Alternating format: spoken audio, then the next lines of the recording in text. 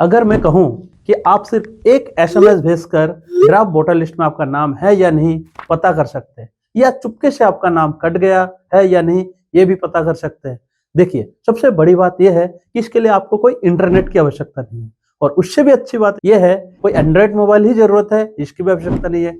आप छोटे keypad mobile से भी निकाल सकते हैं। और भी अच्छी बात यह है कि कोई जरूरी नहीं कि आपके पास मोबाइल होना ही चाहिए या रजिस्टर्ड होना चाहिए। यदि आपके पास मोबाइल नहीं है तो आप सिर्फ अपना ईपीआईसी नंबर लाइए और किसी दूसरे मोबाइल से भी आप बिना इंटरनेट के सहायता से आप निकाल सकते हैं कि ड्राफ्ट वोटर लिस्ट में आपका नाम है या नहीं। देखिए, मैं आपको अभी प्रैक्टिकल से दिखाऊंगा कि आप मोबाइल से एक एसएमएस के थ्रू कैसे निकाल सकते हैं। अब मैं आपको मोबाइल के जरिए प्रैक्टिकली समझाता हूँ।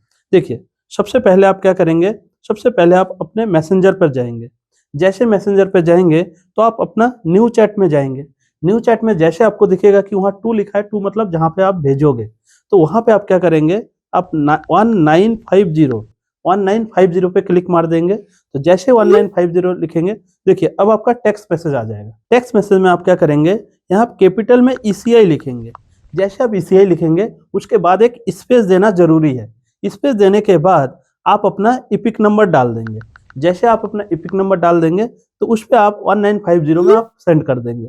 तो जैसे सेंड करेंगे कुछ सेकंड के बाद ही आपको एक मैसेज आ जाएगा, thank you for connecting ECI, we will sending the request information shortly. अब देखिए, इसमें थोड़ी देर बाद आपको यहाँ का पूरा डाटा आ जाएगा। तो उसमें जब ऊपर आपका डाटा आ जाएगा थोड़ी देर बाद, उस डाटा में आपका पहले नेम लिखा रहेगा, नेम के बाद आपका सीरियल नंबर, उसके बाद पार्ट नंबर, फिर एसी आएगा मतलब विधानसभा क्षेत्र आ जाएगा, उसके बाद डिस्ट्रिक्ट आ जाएगा और उसके बाद स्टेट आ जाएगा।